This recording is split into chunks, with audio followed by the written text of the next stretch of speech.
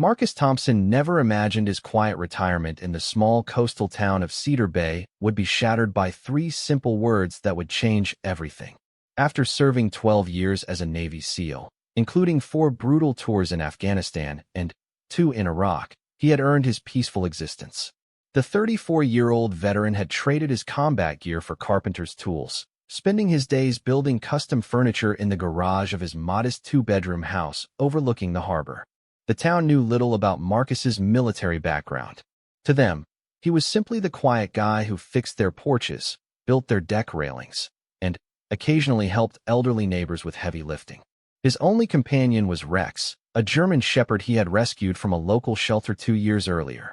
The dog had been found abandoned and traumatized, much like Marcus felt when he first arrived in Cedar Bay seeking solitude and healing from the invisible wounds of war.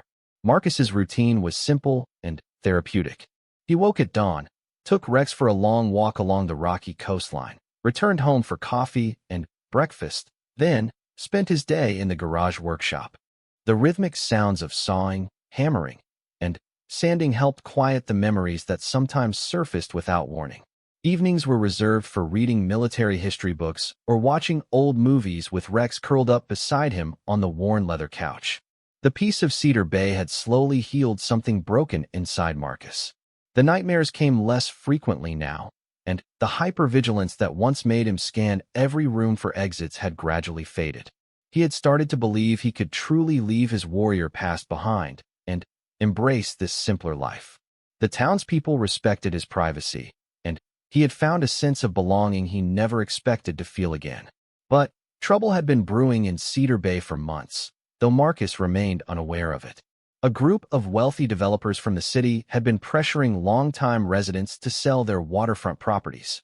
They wanted to transform the quiet fishing village into an upscale resort destination, complete with luxury condos, yacht clubs, and high-end restaurants. Most residents had refused their increasingly aggressive offers, wanting to preserve the character of their community. The developers had grown impatient with the resistance. They hired a local gang of troublemakers led by Jake Morrison, a man with a violent past and connections to organized crime. Morrison and his crew began a campaign of intimidation against property owners who refused to sell. Windows were broken, cars were vandalized, and threatening letters appeared in mailboxes. The elderly were particularly targeted, as they were seen as the most vulnerable to pressure. Marcus had received several cash offers for his property, but he politely declined each one. His house sat on prime real estate, with an unobstructed view of the harbor and direct access to a private beach. The developers saw it as a crucial piece of their planned resort complex. When Marcus continued to refuse their offers, his name was added to Morrison's target list. The first sign of trouble came on a Tuesday morning when Marcus discovered his mailbox had been destroyed with a baseball bat. Inside the twisted metal, he found a note written in crude handwriting. "Last chance to sell, old man. Things are about to get very unpleasant around here."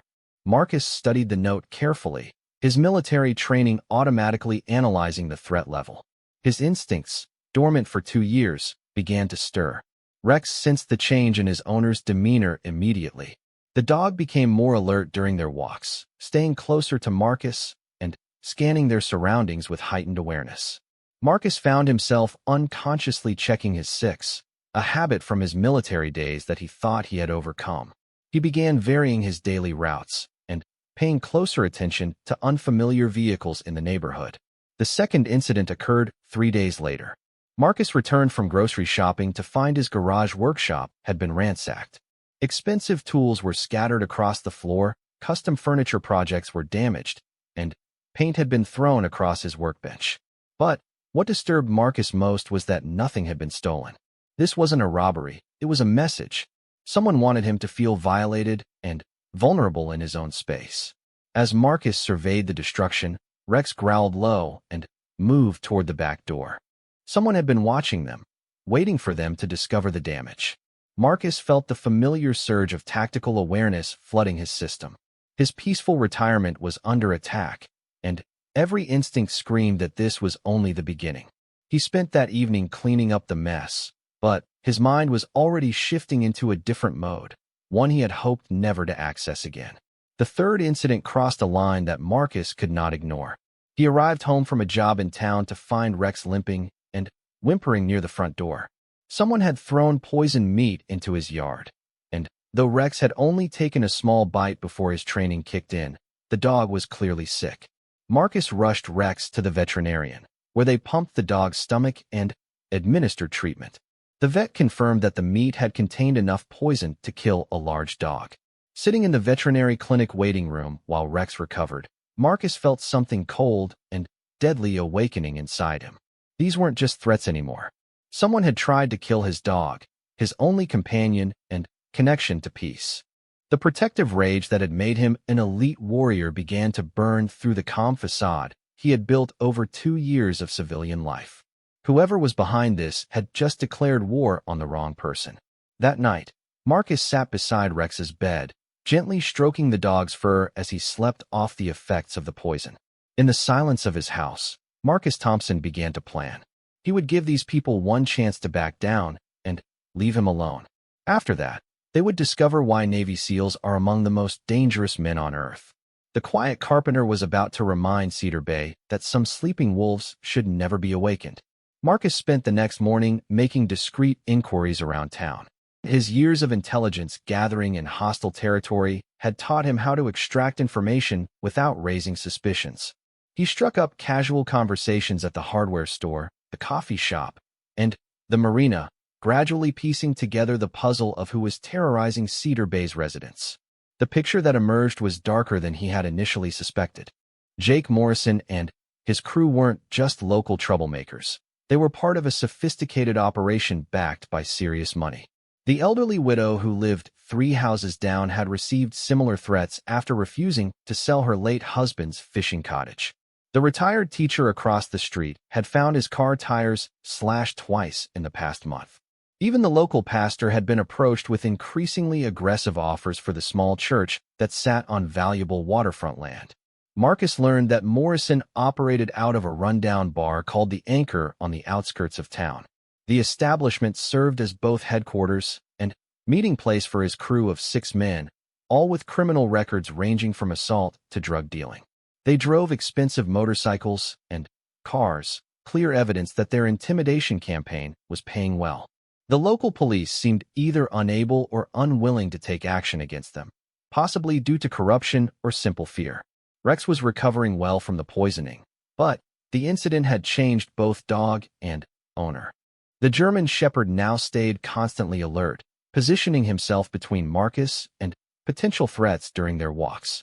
Marcus had resumed tactical habits he thought were buried forever, checking sight lines, identifying cover positions, and memorizing the faces of strangers. His carpenter's hands began unconsciously moving in the combat patterns they had learned years ago.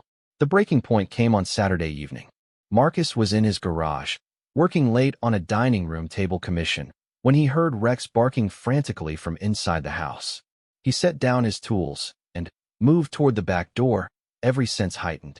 Through the window, he could see 3 figures moving around his property with flashlights, clearly searching for something or someone. Marcus slipped out the side door and into the shadows, moving with the silent precision that had kept him alive in countless dangerous missions.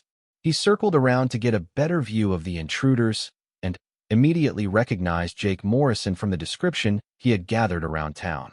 Morrison was a large man with prison tattoos covering his arms, accompanied by 2 younger men who carried themselves like street fighters rather than professional soldiers. The 3 men were discussing how to send Marcus a message he would never forget. Morrison wanted to burn down the garage workshop, destroying all of Marcus's tools and projects. One of his companions suggested something even worse, mentioning that they had seen Marcus walking with an old woman from down the street. They planned to target Marcus's elderly neighbor next, knowing that threats against innocent bystanders would force him to reconsider his position. Marcus felt his jaw clench as he listened to their casual discussion of violence against defenseless people. These men had no idea who they were dealing with, but they were about to receive a harsh education. He waited until they moved closer to his garage before stepping out of the shadows, his voice calm, but carrying the unmistakable authority of someone accustomed to life and death situations. "Gentlemen, I think you're on the wrong property." Marcus's words cut through the darkness like a blade. The three men spun around, surprised by his sudden appearance. Morrison recovered quickly, puffing up his chest and sneering at what he saw as an easy target. The smaller man beside him pulled out a switchblade, while the third reached for something in his jacket pocket. Well, if it isn't the stubborn old fool," Morrison said, his voice dripping with mock amusement. "We came to have a friendly conversation about your future in this town. See, we represent some very important people who really want to buy your little house here. And these important people don't like being told no."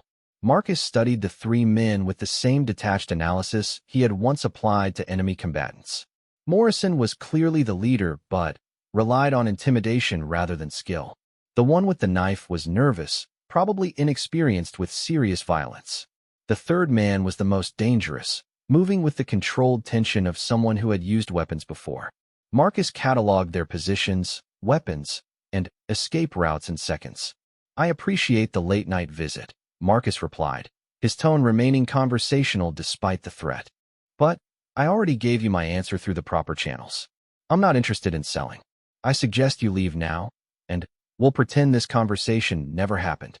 He kept his hands visible, but positioned where he could react instantly to any aggressive movement. Morrison laughed, a sound without humor that echoed across the quiet neighborhood. "You don't seem to understand the situation, old man. This isn't a request anymore. People who don't cooperate with our clients tend to have very unfortunate accidents. Houses burn down. Dogs get poisoned. Sometimes even neighbors get hurt when they're in the wrong place at the wrong time." The mention of wrecks and threats against innocent neighbors triggered something primal in Marcus. His military training had included extensive psychological conditioning to protect civilians and respond to threats with overwhelming force when necessary. Every fiber of his being screamed that these men represented clear and present danger not just to him, but to everyone in the community he had grown to care about. "Let me make sure I understand," Marcus said, taking a step forward. "You're threatening to hurt innocent people because I won't sell my house to your employers. You've already poisoned my dog and vandalized my property. And now you're standing on my land at night, armed with weapons, making more threats. Is that an accurate summary of the situation?" The man with the knife stepped forward aggressively, waving the blade in Marcus's direction. "Yeah, that's right, tough guy. And if you don't sign those papers by Monday, things are going to get a lot worse for everyone around here. We know where the old lady lives. We know where you shop. We know your whole routine. And we can make your life a living hell until you give us what we want." Marcus nodded slowly, as if considering their words carefully. "I see. Well, gentlemen, I want to thank you for clarifying your intentions. You've made this situation much simpler for me to resolve." His voice carried a new edge that made the smartest of the three men take an unconscious step backward. Morrison sensed the change, but misinterpreted it as fear. "That's more like it, old man. Smart people know when they're beaten. You've got until Monday to pack up and get out, or we start visiting your friends in the neighborhood. And trust me, you don't want that on your conscience." As Morrison turned to leave, confident that their intimidation had worked, Marcus spoke again. "Actually, I have a counter-proposal. You have until sunrise to leave Cedar Bay permanently. All of you. If I see any of you in this town after dawn, what happens next will be entirely your responsibility." The three men stopped and turned back, stunned by the audacity of the response. Morrison's face flushed with rage as he realized this old carpenter was actually threatening them. He reached into his jacket and pulled out a pistol, pointing it directly at Marcus's chest. "You know what, old man? I think you need a lesson in respect right now. Die, you feeble one." Morrison snarled, his finger moving toward the trigger. But, in that moment, he made the fatal mistake of threatening a man who had spent years learning to kill efficiently and without hesitation. The moment Morrison's words left his lips, Marcus Thompson ceased to be a retired carpenter and became once again the elite warrior who had survived 12 years of the world's most dangerous missions. Time seemed to slow as his body moved with lethal precision, muscle memory taking control as his conscious mind analyzed threats and calculated responses. Marcus dropped into a combat crouch and rolled left as Morrison's finger tightened on the trigger.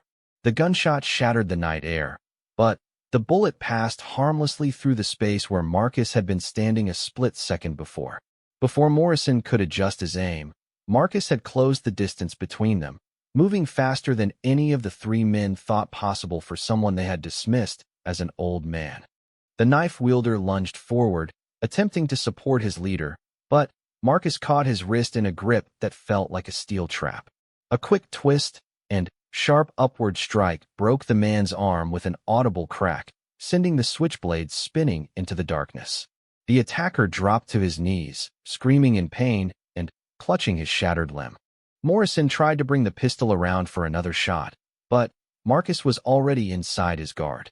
A precise strike to Morrison's wrist numbed his hand and sent the weapon flying across the yard.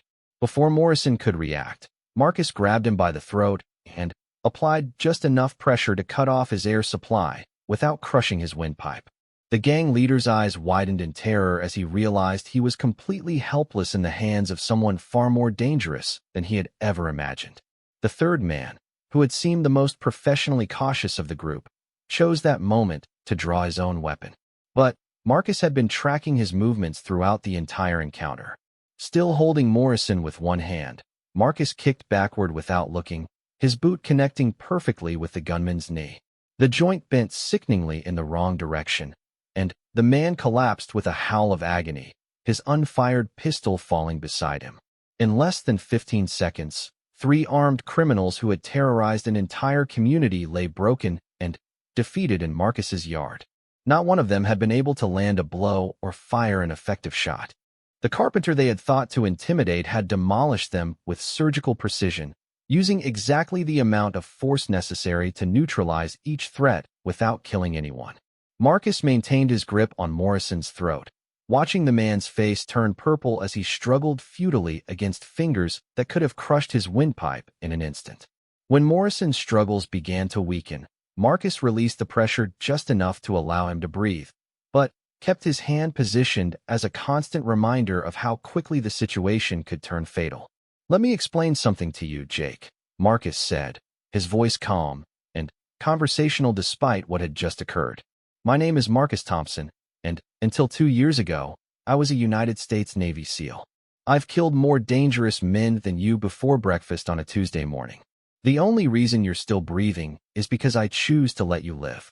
Morrison gasped for air, his eyes wide with the sudden understanding that he had just threatened one of the most elite warriors in the American military. The two men writhing in pain beside him represented his entire enforcement crew, and they had been neutralized by a single opponent in seconds. Everything about their situation had just changed dramatically. Marcus reached down and picked up Morrison's pistol, ejecting the magazine, and clearing the chamber with practiced efficiency before tossing the pieces in different directions. He did the same with the second weapon, ensuring neither could be quickly reassembled and used against him. Throughout the process, he kept Morrison pinned with one hand while maintaining visual contact with the other two attackers. "Here's what's going to happen," Marcus continued, his tone suggesting he was discussing weekend plans rather than life and death consequences. "You and your friends are going to leave Cedar Bay tonight. Forever. You're going to tell whoever hired you that this town is off limits. If I see any of you again, if I hear about any more threats against residents, if so much as a window gets broken in what looks like retaliation, I will find you.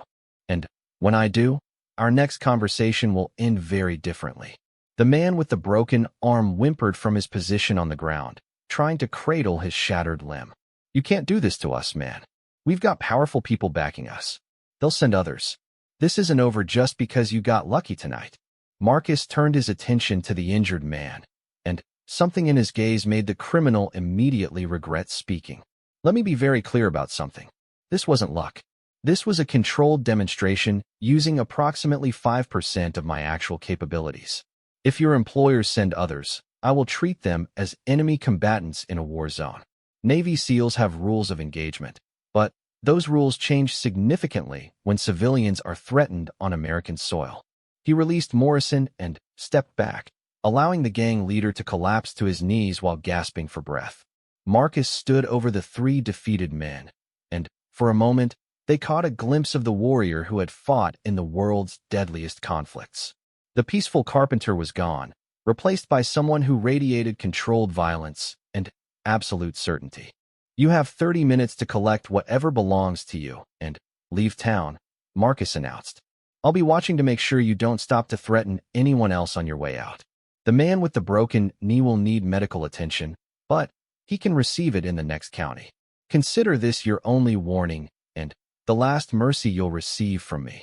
Morrison struggled to his feet, supporting his injured companion while the third man cradled his broken arm. They began moving toward their vehicles, casting fearful glances back at Marcus as they retreated. The gang leader tried to salvage some dignity from the humiliating defeat, but his voice cracked when he attempted to speak. This isn't over, Thompson. You have no idea who you're messing with. These people have resources you can't imagine. They'll send professional soldiers next time, not street guys like us. You just signed your own death warrant.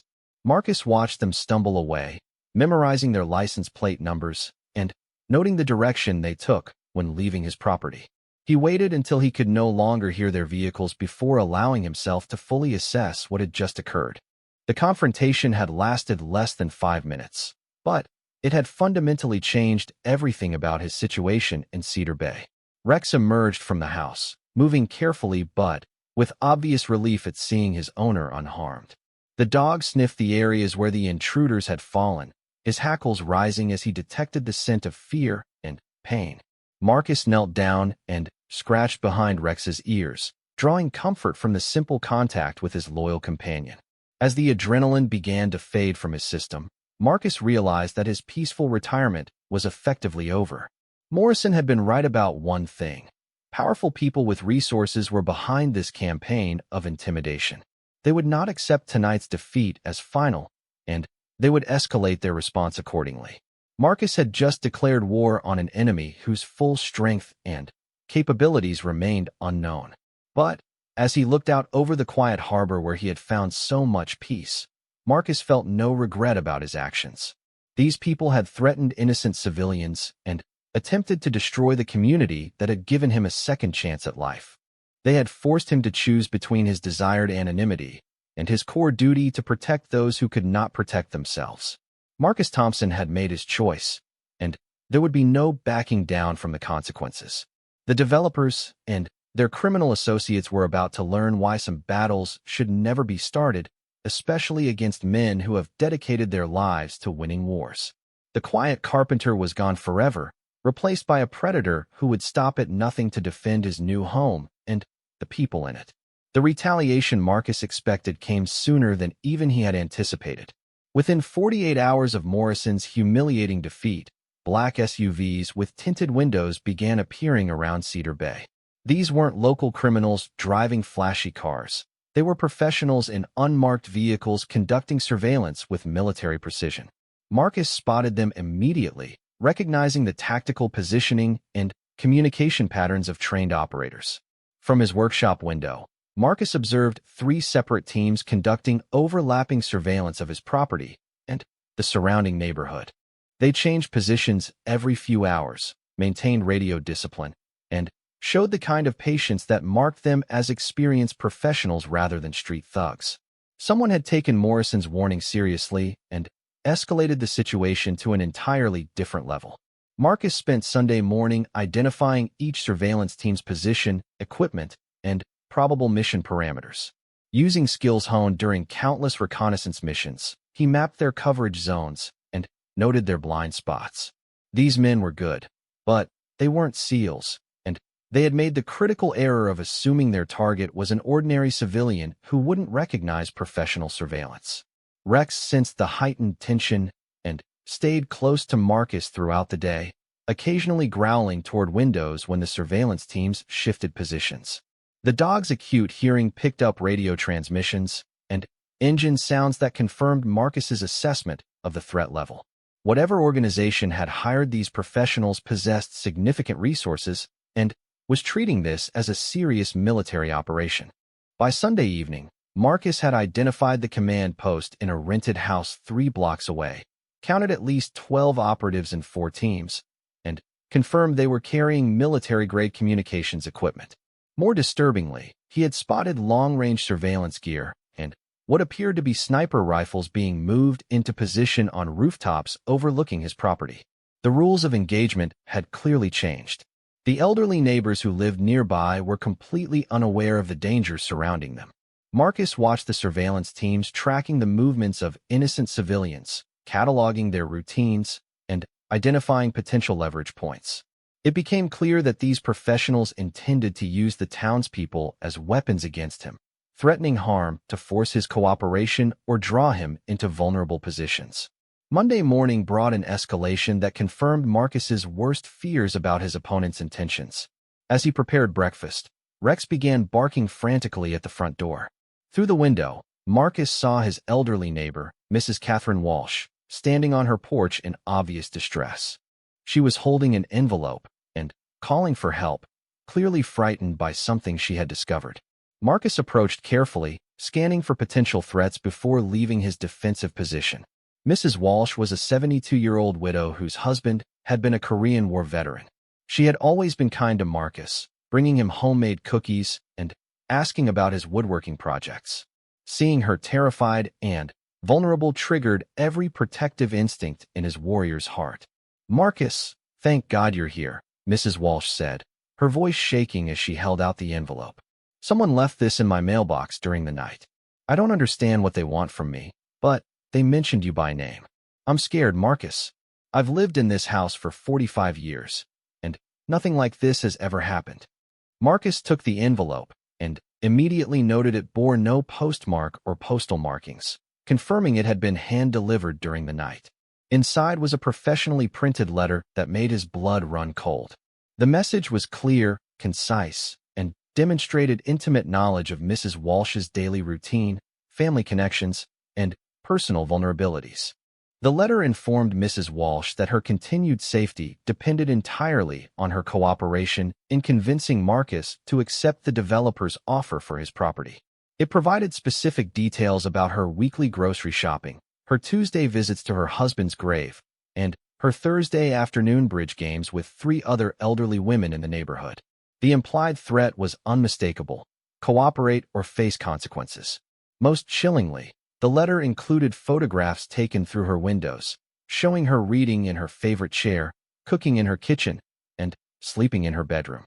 Someone had been watching her most private moments, documenting her vulnerability, and preparing to use her as leverage against Marcus. The violation was complete and calculated to maximize psychological impact. Marcus read the letter twice, memorizing every detail while maintaining a calm exterior to avoid further frightening Mrs. Walsh. These professionals had crossed a line that transformed this conflict from a property dispute into a war against innocent civilians. They had just demonstrated their willingness to terrorize defenseless elderly people to achieve their objectives. "Mrs. Walsh, I need you to pack a bag and visit your daughter in Portland for a few days," Marcus said gently, helping her back into her house. "Tell her you've decided to take an impromptu vacation. Don't mention this letter to anyone, but get out of town as quickly as possible. This situation is about to get very dangerous." As Mrs. Walsh gathered her belongings with trembling hands, Marcus used her telephone to call the 3 other elderly residents he knew had received developer offers. Each conversation confirmed his suspicions. They had all received similar letters during the night, complete with surveillance photographs and detailed threats. The professionals had declared war on the entire neighborhood's most vulnerable population. Marcus helped Mrs. Walsh load her car and watched her drive away toward the highway, noting that one of the surveillance teams followed her departure. These people were thorough, but they had just made their final mistake. By targeting innocent civilians, they had removed any moral constraints that might have limited Marcus's response. This was no longer about property rights. It was about protecting helpless people from predators. That afternoon, Marcus received a phone call that confirmed the scope of his enemy's resources and intentions. The voice on the other end was professionally neutral, speaking with the calm authority of someone accustomed to negotiating from positions of strength. The caller identified himself as Mr. Davidson, representing the development consortium that required Marcus's property. "Mr. Thompson, I believe you've had time to reconsider your position regarding our generous offer," Davidson said smoothly. "Recent events should have clarified the situation for you. We're prepared to triple our original offer, but only if you sign the papers and leave Cedar Bay by Friday. Continued resistance would be most unfortunate for everyone involved. Marcus kept his own voice equally calm and professional. Mr. Davidson, I believe your representatives left some materials with my neighbors last night. I want to make sure I understand your organization's position before I respond. Are you threatening to harm elderly civilians if I don't sell my house? There was a brief pause before Davidson continued, his tone never changing. Mr. Thompson, we're simply pointing out that property values in small communities can be significantly affected by various factors. Accidents happen. Crime rates fluctuate. Sometimes elderly residents find their quiet neighborhoods becoming less safe and secure. We're offering you a way to avoid such unfortunate developments. The careful phrasing couldn't disguise the threat's clarity. This man was authorizing violence against defenseless people while maintaining plausible deniability. Marcus realized he was dealing with an organization that operated like a corporation, but employed the tactics of terrorists. They had studied his background and concluded that threatening civilians would force his surrender. I appreciate the clarification, Mr. Davidson, Marcus replied. Your position is perfectly clear. I have one question.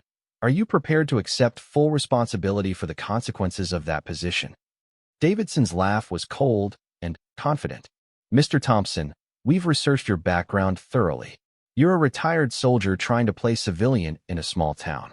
We represent people with resources you cannot comprehend.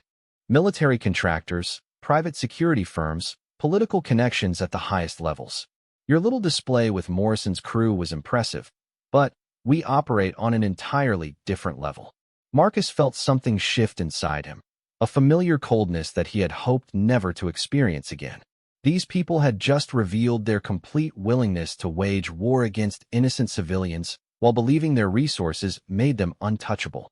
They were about to discover that Navy SEALs are trained to operate against overwhelming odds and impossible circumstances. Mr. Davidson, I want to thank you for this conversation, Marcus said with genuine politeness. You've helped me understand exactly what kind of organization I'm dealing with.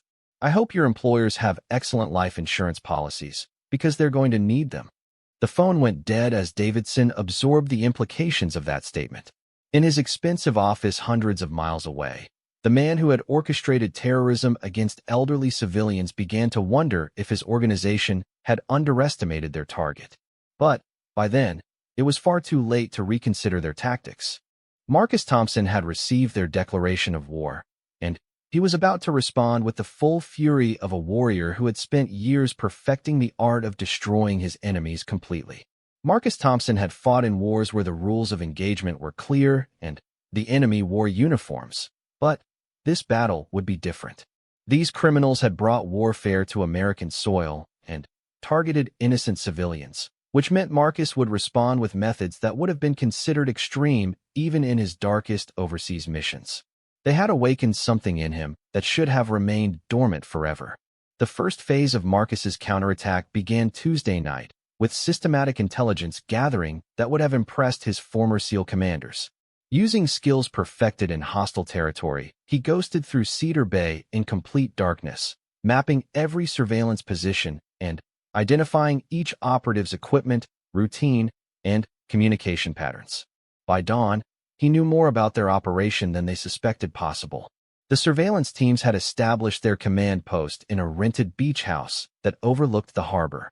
Marcus observed 12 operatives working in rotating shifts, equipped with military-grade communications gear, long-range cameras, and enough weapons to outfit a small army.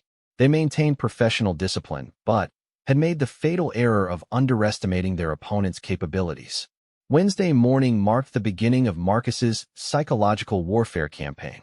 The first surveillance team arrived at their usual position to find their vehicle's tires slashed and a simple message carved into the hood. You have 24 hours. The operatives immediately radioed their command post, but Marcus was already moving to his next target, invisible in the early morning shadows that had concealed him in a dozen different countries. The second team discovered their expensive long-range surveillance equipment had been disassembled during the night, its components arranged in a neat pile with another message. 23 hours remaining. The precision of the sabotage demonstrated intimate knowledge of their equipment and the ability to approach undetected despite their security measures. Fear began to replace confidence in their radio communications. By noon, Marcus had struck 4 more times, each attack perfectly calculated to maximize psychological impact while avoiding actual harm to personnel. Weapons disappeared from locked vehicles. Communication equipment was rendered inoperable with surgical precision. Personal items were rearranged to prove that their supposedly secure positions had been completely compromised by an invisible opponent. The professionals hired to intimidate Marcus found themselves being systematically hunted by a predator who moved through their defensive perimeters like smoke.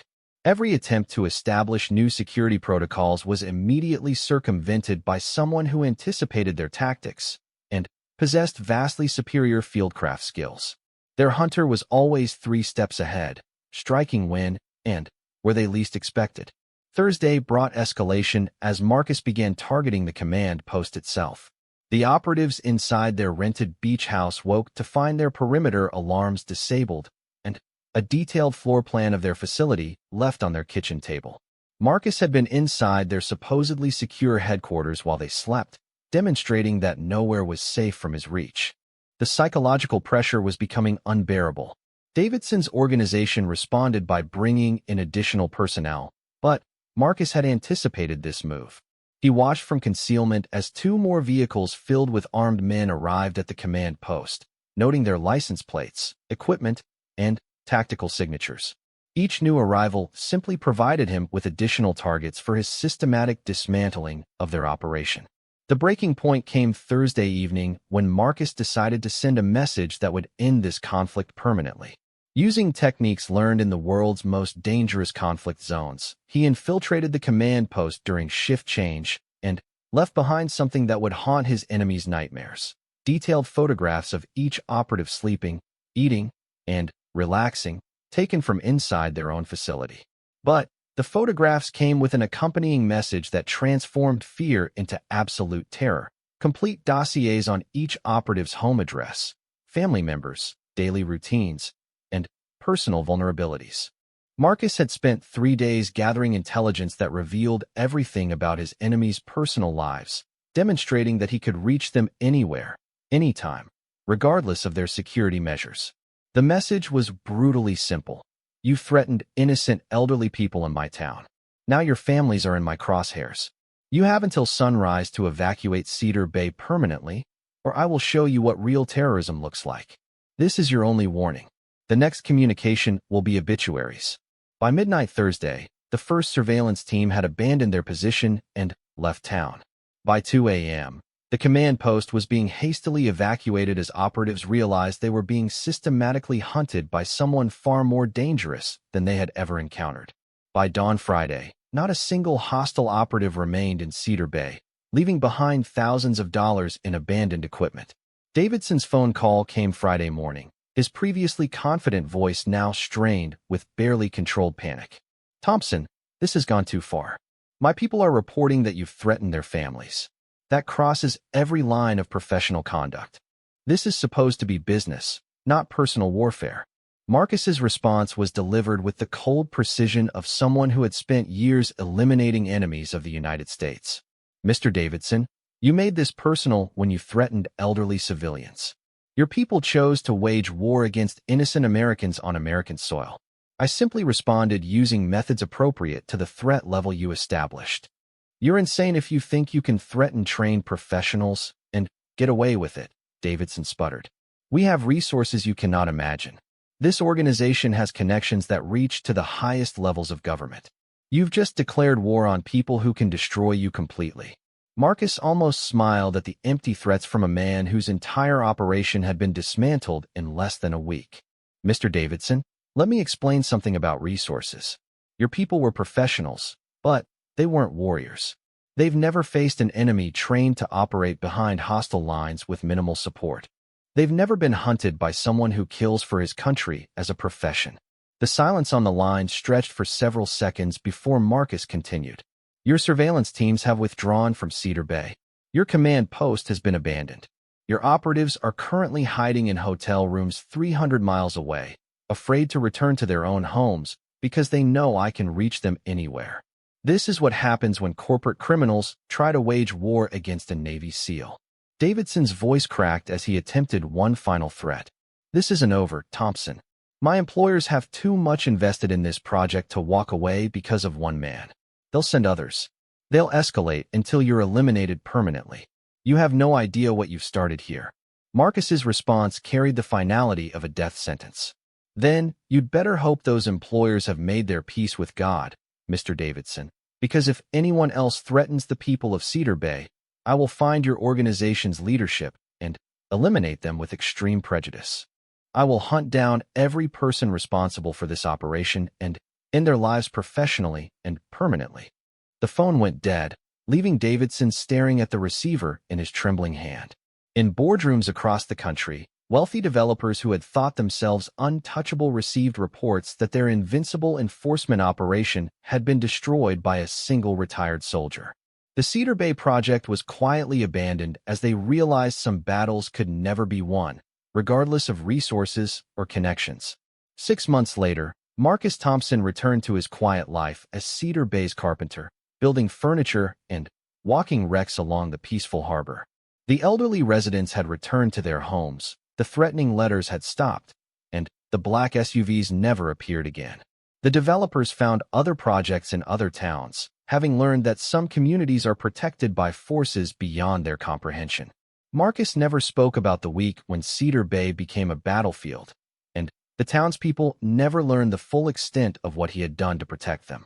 They only knew that the threats had stopped, the criminals had vanished, and their quiet community remained safe.